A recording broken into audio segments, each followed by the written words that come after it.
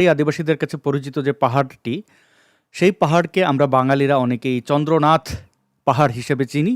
চন্দ্রনাথ মন্দিরকে কেন্দ্র করে এই পাহাড়টির পরিচিতি।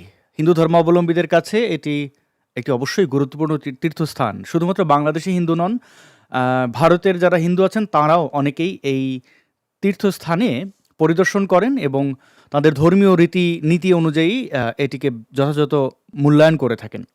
সেই পাহাড়টিকে কেন্দ্র করে অনেকবার আপনারা বিতর্ক দেখেছেন। বিতর্কটা কি? বিতর্ক হচ্ছে ইসলামিক সন্ত্রাসীদের পক্ষ থেকে। তারা এই পাহাড়ে ট্রেকিং করতে আসে, যদিও এটি ট্রেকিংয়ের জায়গা নয়, এটা তীর্থস্থান, এটা হচ্ছে ধর্মীয় একটা স্থান। তো এই জায়গায় দর্শনার্থীর নামে অনেকেই আসেন এবং এসে তারা এখানে আজান দিয়ে কালিমার পতাকা ওড়ানোর চেষ্টা করেন। মানে হচ্ছে 93% মুসলমানের দেশে কেন একটা মন্দির অবশিষ্ট থাকবে যেখানে শুধুমাত্র হিন্দুদের ধর্মীয় কার্যক্রমের স্থান রয়েছে, অর্থাৎ মন্দির রয়েছে, ওখানে একটা মসজিদ লাগবে। যেভাবে এই বাংলাদেশের ভূমিকন্যা ভূমিপুত্র হিন্দুদেরকে একে একে তাড়িয়েছে এই ইসলামিক সন্ত্রাসীরা, সেই তাড়ানো অব্যাহত রাখার জন্যই আসলে এই দখলদারিত্বের চেষ্টা। এবার আমরা দেখব যে বর্তমানে কি ঘটেছে। আপনারা অতীতে আওয়ামী লীগ সরকারের আমলে দেখেছেন এরকম বেশ কিছু উগ্রবাদীরা গিয়ে সেখানে মিছিল দেয়, নারায়ে তাকবীর, আল্লাহু আকবার, কালিমার পতাকা ওড়ায়, আজান দেয়। এই কাজগুলো যে ফাতরামি সেটা আপনিও যেমন জানেন, আমরাও সেটা বুঝি এবং এই বোঝা বা এই যে ফাতরামিটা তো নতুন নয়, ইসলামিক সন্ত্রাসীরা এটা বহুদিন ধরে করে এসেছে। তাদের স্বপ্ন হচ্ছে দিল্লি দখল করে সেখানে কালেমার পতাকা ওড়াবে। কেন দিল্লি দখল করতে হবে? ওই যে হিন্দুদের পৃথিবীতে থাকতে দেওয়া হবে না, শুধু হিন্দু কেন, অমুসলিমদের পৃথিবীতে থাকতে পারবে না, তাদের মুসলমান বানাতে হবে, পুরো পৃথিবী দখল করতে হবে, এটাই হচ্ছে তাদের ধ্যান ধারণা। 1400 বছর ধরে এই চেষ্টা তারা করে আসছে, ফলাফল যদিও শূন্য। দখলদারিত্বের দিকে তারা তো কোণঠাসা আছেই, এখন চিন্তা করছে যে সন্তান পয়দা করে কিভাবে বিশ্বের জনসংখ্যার দখলে নেওয়া যায়। কিন্তু জ্ঞান বিজ্ঞানে খুব সামান্য, মানে 0.2% ইহুদিরা, 1,57,00,000 ইহুদিরা এই 200 কোটির প্যাদানি দিচ্ছে, সেখানে নিরীহ মানুষরাও বিপদে পড়ছেন। তো সংখ্যা দিয়ে যে কিছু হয় না, জোর জবরদস্তি দিয়ে যে কিছু হয় না, এটা তারা বুঝতে চায় না। বাংলাদেশের প্রসঙ্গে ফিরি, এই যে চন্দ্রনাথ পাহাড়, এই পাহাড়টিতে বর্তমানে তারা নতুন ইয়ের আবির্ভাব ঘটিয়েছে। এই যে এম সাইফুল ইসলাম নামক যে ব্যক্তিটি, তার সাথে দেখতে পাচ্ছেন জঙ্গি হারুন ইজহার। এই ব্যক্তিটি হচ্ছে এম সাইফুল ইসলাম, এর সাথে জঙ্গি হারুন ইজহার এবং সাথে আরেক বলৎকার বাহিনী। তারা আর এই জঙ্গি হারুন ইজহার যে আসিফ নজরুলের জিগারের দোস্ত, দেখতে পাচ্ছেন জসিমউদ্দিন রহমানি জঙ্গি হারুন ইজহার, মাঝখানে দাড়ি টুপি ছাড়া জঙ্গি আসিফ নজরুল। এই জঙ্গি, আমি তো তাকে হারুন ইজহারকে জঙ্গি বলছি, আমি বলছি না, এটা তো সে জঙ্গিবাদের অপরাধে জেল খেটেছে এই সন্ত্রাসীদের কাছ থেকে। যদিও এরা এই জঙ্গি অর্থাৎ হারুন ইজহার বলেন, এই জসিমউদ্দিন রহমানি বলেন, তাদেরকে তো এই জঙ্গি সরকার ছেড়ে দিয়েছে, জঙ্গি আসিফ ছেড়ে দিয়েছে। তো তাদের বক্তব্যটা একটু শুনি তো, কি চায় তারা। সীতাকুণ্ড পর্বতের চূড়ায় মসজিদ 90% কনফার্ম, আলহামদুলিল্লাহ। বিস্তারিত তিনি বলছেন। আচ্ছা, চূড়া কোনটা? এই যে চন্দ্রনাথ, এই চূড়ায় মসজিদ 90% সে কনফার্ম করলো। আপনারা হয়তো অনেকেই জানেন, গতকাল সীতাকুণ্ড পর্বতে উঠেছিলাম। চন্দ্রনাথ পাহাড়ের চূড়ায় উঠে সুন্দর দৃশ্য দেখতে কার না ভালো লাগে বলুন? আমিও তার ব্যতিক্রম নই। এরপর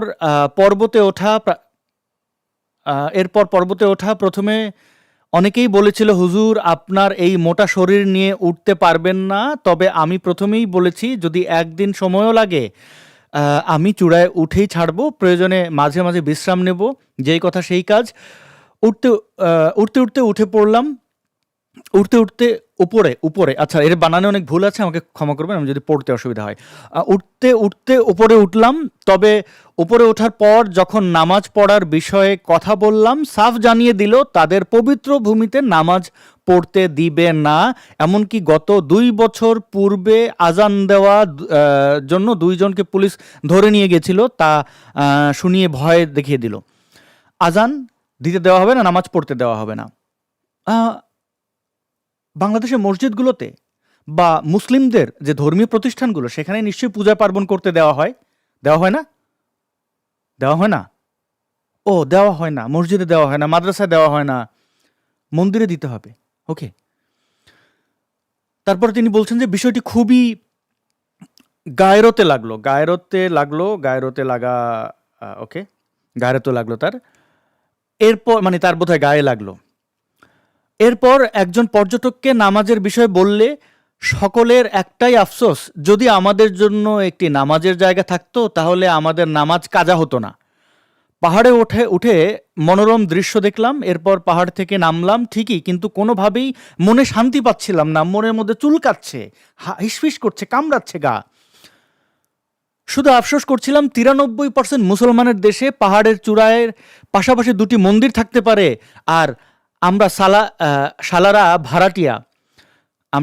ভাড়াটিয়া মসজিদ তো দূরের কথা, নামাজ পড়ার অনুমতি পাই না।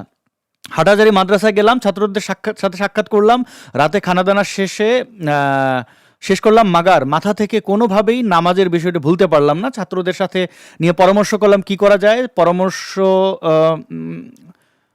পরামর্শে সকলে শায়েক হারুন ইজার, জঙ্গি হারুন ইজার সাহেবের সাথে কথা বলতে বলল। সাথে সাথে অ্যাকশন। ফজরের নামাজের পর হাটাজারি থেকে সোজা শায়েখের মাদ্রাসায়, আলহামদুলিল্লাহ সুম্মা আমিন। শায়েখ মাদ্রাসায় আসার সাথে সাথে সর্বপ্রথম আশরাফ আলী আদনান ভাই সরাসরি শায়েখের সাথে সাক্ষাৎ করলেন। হুজুর ইনি মুফতি সাইফুল ইসলাম, তার জুতার ফ্যাক্টরি রয়েছে, খুব ভালো জুতা বানায়, আমিও ব্যবহার করি। শায়েক ব্যবসায়ী শুনে খুব খুশি হলেন, দোয়া করলেন। আলেম ব্যবসায়ী অনেক প্রয়োজন। আমি পেছনে পেছনে যাচ্ছিলাম। শায়েক একটি তাকাজা নিয়ে এসেছিলাম বলবো, মানে শায়েক বলল বলো। এরপর হুজুরকে গতকালের পূর্ণ ঘটনা খুলে বললাম, পূর্ণ ঘটনা, এবং বললাম ওখানে একটি নামাজের জায়গা প্রয়োজন। হুজুর সাথে সাথে বললেন, মাওলানা সুন্দর তাকাজা মানে প্রস্তাব নিয়ে এসেছেন, সুন্দর উদ্যোগ, তবে মসজিদ করতে তো অর্থের যোগান লাগবে। অকপটে বললাম, শায়েখ টাকার ব্যবস্থা আমি করব। শোনার সাথে সাথে তিনি বললেন আর কি, এখানে মসজিদ করা আমার দায়িত্ব, আপনি টাকার ব্যবস্থা করেন, আমাকেও আর্থিক সহযোগী হিসেবে রাইখেন ইনশাল্লাহ, বাকি টাকার ব্যবস্থা আপনি করুন। আগামীকালই প্রশাসনের সাথে কথা বলে ফাইনাল করতেছি, মসজিদ অবশ্যই হবে ইনশাল্লাহ। মন্দিরের পাশে না হোক, আশেপাশে হবে ইনশাল্লাহ। মন্দির থেকে সামান্য নিচে বটবৃক্ষের গোড়ায় মসজিদ হবে ইনশাল্লাহ। শেষ পর্যন্ত পড়ার জন্য ধন্যবাদ, পোস্টটি ভালো লাগে। আচ্ছা, এই হচ্ছে তার বক্তব্য, তার ইচ্ছা, টাকা জানা যে ফাঁকা যা বলে।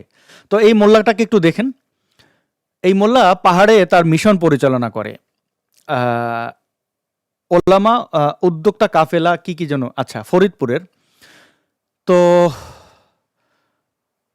মাঝে মাঝে জুতাও বিক্রি করে। আচ্ছা, এখানে আপনি কি বুঝলেন? তাদের ওইখানে তারা পাহাড়ের চূড়ায় বানাবেই, মানে এই পাহাড়টির চূড়ায় তারা মসজিদ বানাবেই, যদি এখানে না হয় যে এই যে পাশে দেখতে পাচ্ছেন বটগাছ, সেখানে বানাবে। কেন মসজিদের কেন প্রয়োজন? এই চন্দ্রনাথ পাহাড়ে উঠতে একজন সুস্থ স্বাভাবিক মানুষের 1.5 ঘন্টা লাগে, নামতে লাগে আধা ঘন্টা। তো একজন ব্যক্তি যদি ফজরের নামাজ পড়ে ওঠে এবং সে ওখানে ঘুমিয়ে খেলে দুলে জোহরের নামাজের আগে নেমে যেতে পারবে, তার নামাজ কাজা হবে কেন? আর যদি জোহরের পর ওঠে তাহলে আসরের মধ্যে সে নেমে যাবে, তার দেখা শেখা শেষ। ধান্দাটা কোথায়? তাছাড়া সফরকালীন সময় নামাজ কিন্তু বাধ্যতামূলক নয়, এটা যে কোনো ইসলামিক মুফতি মাওলানাদের কাছ থেকে জেনে নিয়েন।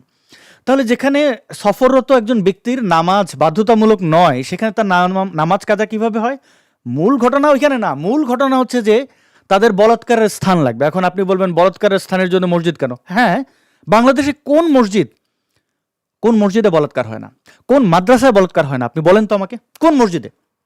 বাংলাদেশের এমন কোনো মাদ্রাসা মসজিদ দেখাতে পারবেন না যেখানে কখনো না কখনো বলাৎকার, হুজুরদের যে আদর করা, এগুলো ঘটে না। তো যেহেতু চন্দ্রনাথ মন্দিরের ভেতরে তারা ঢোকে না, বাইরে তাদের সাথে অনেককে নিয়ে যাওয়া মানে হচ্ছে তাদের পেয়ারে ছাত্রদের নিয়ে যায়, এই যে এরকম গালে গাল লাগায় ছবি তোলে। তো তাদের তো ইমানদণ্ড দাঁড়ায় যায়, তাদের তো একটা জায়গা লাগে, হাউস লাগবে যেখানে বলাৎকার করতে পারে। তো ওই যে ওইখানে মসজিদ বানাবে। এখন বলাৎকার কে কাকে করবে আমি জানি না, এই হারুন ইজার একে করবে, না এই হারুন ইজারকে করবে, নাকি আসিফ নজরুল রে, আমি জানি না। এই বলাৎকার বাহিনী কে কাকে যে বলাৎকার করে, এরা তো মানে নারী থেকে শুরু করে বাচ্চা শিশু কাউকে আর বাদ দেয় না, যাকে পায় তাকেই, তাদের ইমান সবসময় দাঁড়ানো থাকে। তো এদের আসলে বলাৎকারের স্থান দরকার। তারা তাদের পেয়ারে শায়েকদের নিয়ে ওইখানে যাবে, বা তাদের ছাত্রদের ওইখানে নিয়ে যাবে, মনোরম দৃশ্য দেখবে, তারপরে তাদের ইমানদণ্ড জাগ্রত হবে, তারা বলাৎকার করবে। এই হচ্ছে ধান্দা। এছাড়া আর তো কোনো ধান্দা এখানে থাকতে পারে না। কেন ওইখানে মসজিদ লাগবে? এখন যদি হিন্দু ধর্মাবলম্বীরা বলেন, এই যেমন শাহজালাল আছে, শাহপরান আছে, ওইখানে তো হিন্দু তীর্থযাত্রীরা যান, তাদের একটা মন্দির লাগবে যদি বলেন, তখন ইমানে কেমন লাগবে? ভারতে মুসলমানদের যে গুরুত্বপূর্ণ মসজিদগুলো আছে, এখন যদি হিন্দুরা দাবি করে যে আমাদের ওইখানে একটা মন্দির লাগবে কারণ আমরা ওইখানে পর্যটনে যাই, হ্যাঁ, তারা যদি বলে যে 90% হিন্দুর দেশে কেন একটা মসজিদের পাশাপাশি একটা মন্দির থাকবে না, তখন এই বলাৎকারী মোল্লা সামলাইতে পারবি? দাঙ্গা লাগাস কেন? এই ধরনের ফাতরামির মূল আসলে কোথায়? তারা এই ধরনের ফাতরামির মাধ্যমে তাদের ধর্মের শ্রেষ্ঠত্ব প্রমাণ করার চেষ্টা করে, কিন্তু তারা ভুলে যায় তাদেরও কিন্তু দুর্বল জায়গা আছে, তাদেরও কিন্তু ধর্মীয় উপাসনালয় আছে যেগুলো ভেঙে দিলে, যেখানে আরেকটা উপাসনালয় অন্য ধর্মের বানালে তারা কিন্তু তাদের গাত্র দেওয়া শুরু হয়ে যাবে। তখন তারা বলবে না না না, এটা ঠিক হচ্ছে না, এটাই করা যাবে না। বাংলাদেশে বহু জায়গায় তারা মন্দিরের পাশাপাশি মসজিদ বানিয়েছে। আমি একটা ছবি আপনাদেরকে দেখাই, মন্দির মসজিদ পাশাপাশি লিখে সার্চ করলেও পাবেন। তারা কিভাবে মন্দির মসজিদ পাশাপাশি লিখে, আপনারাও লিখতে পারেন, গুগলে লিখলে আপনারা পাবেন মন্দির মসজিদ পাশাপাশি লিখলে আপনারা বেশ কিছু উদাহরণ পাবেন। যেমন তার মধ্যে এটি একটি, আমি আপনাদেরকে দেখাচ্ছি। এই উদাহরণগুলো আপনাদের জেনে রাখা দরকার। আচ্ছা, পেজ নট ফাউন্ড। মন্দির মসজিদ পাশাপাশি আপনারা লিখলে এটি আপনারা পাবেন। এটা কি? একাঙ্গিনায় মসজিদ ও মন্দির, যেখানে এই যে মসজিদটি দেখতে পাচ্ছেন, আসলে এই লালমনিরহাটে আসলে এটা ছিল আগে মন্দির, মন্দিরের পাশে মসজিদ তৈরি করেছে। এখন তারা বলে বেড়াচ্ছে যে ওই মন্দির ওখানে থাকতে পারবে না, মুসলমানদের মসজিদের পাশাপাশি মন্দির কেন? এই যে ফাতরামিগুলো, এগুলো তারা করে, এবং তারা এগুলো করে আবার তারা উল্টো মায়া কান্না দেখায়, তারা উল্টো আবার কাঁদে যে না, আমাদের ধর্মীয় স্বাধীনতা গেল রে, আমাদের কি হিন্দু মুক্ত দেশ চাই। এইভাবে একটা দেশের ভূমিপুত্র ভূমিকন্যাদেরকে তাড়িয়ে দিয়ে বা তাদেরকে বিভিন্নভাবে টর্চার করে তোমার কি মনে হয় যে দেশ ভালো থাকবে? দেখেন, গতকালকে বা আজকে বাংলাদেশে হিন্দুদের জন্মাষ্টমী, হিন্দু ধর্মাবলম্বীদের জন্মাষ্টমী থেকে তাদের একজন ধর্মগুরু চিন্ময় কৃষ্ণ দাস, আপনারা জানেন, একজন নিরপরাধ ব্যক্তি যাকে কিনা ধরে নিয়ে গেছে এই ইউনূসের সন্ত্রাসী বাহিনী এবং মিথ্যা মামলা দিয়ে জেলে রেখেছে, তার মুক্তি চেয়ে প্ল্যাকার্ড নিয়ে আসায় তাদেরকে আটক করছে পুলিশ। এটা চট্টগ্রামের ঘটনা। চিন্তা করুন ধর্মীয় স্বাধীনতা আজকে কোথায়? একজন ধর্মগুরু যাকে কিনা শুধুমাত্র অ্যারেস্ট করা হয়েছে তার জনপ্রিয়তার জন্য, তিনি সারা বাংলাদেশে হিন্দুদের উপরে নির্যাতন নিপীড়ন নিয়ে কেন কথা বলেছেন, এটাই তার অপরাধ। তাকে মিথ্যা মামলা দিয়ে অ্যারেস্ট করে এতগুলো দিন আটকে রাখা হলো। এবার আপনি ভাবুন, আপনি বিবেচনা করুন বাংলাদেশের হিন্দুদের সাথে কি হচ্ছে। আপনারা রংপুরে এই তো গত 3 দিন আগে দুইজন ব্যক্তি, যাদের মধ্যে পেশা একজন ভ্যান চালক, একজন মুচি, তারা তার মেয়ের বিয়ের জন্য বরপক্ষের বাড়িতে যাচ্ছিলেন, তাদেরকে চোর সন্দেহ পিটিয়ে হত্যা করেছে। এটা কি ধর্মীয় স্বাধীনতার হরণ নয়? বাংলাদেশে হিন্দুদের এইভাবেই তাড়িয়ে দেওয়া হবে, বিতাড়িত করা হবে, হত্যা করা হবে, যেভাবে 1971-এ 47-এ করা হয়েছে দাঙ্গার নামে। এই কাজগুলো যে কন্টিনিউয়াসলি হতে থাকবে, এর উদাহরণকে এরা এগুলো দিচ্ছে না? চন্দ্রনাথ পাহাড়ে মন্দির, এটি হিন্দু ধর্মাবলম্বীদের স্থান, সেখানে কেন তোকে গিয়ে মসজিদ বানাতে হবে? কেন ভাই? তোর বলাৎকার করা লাগবে একটু তরসহ 2টা ঘন্টাই তো, ওখানে উঠে নেমে তো ক্লান্ত হয়ে পড়বি, তারপর না একটু সুস্থ হয়ে একটু রেস্ট নিয়ে তারপরে বলাৎকারটা কর। বলাৎকারের জন্য তো আশেপাশে তোর অনেক মসজিদ আছে, ওই চন্দ্রনাথ পাহাড়ের পাশেই ইকো পার্কে মসজিদ আছে, এর পাশে নিচে মসজিদ আছে, তো একটু নিচে নেমেই কর ভাই।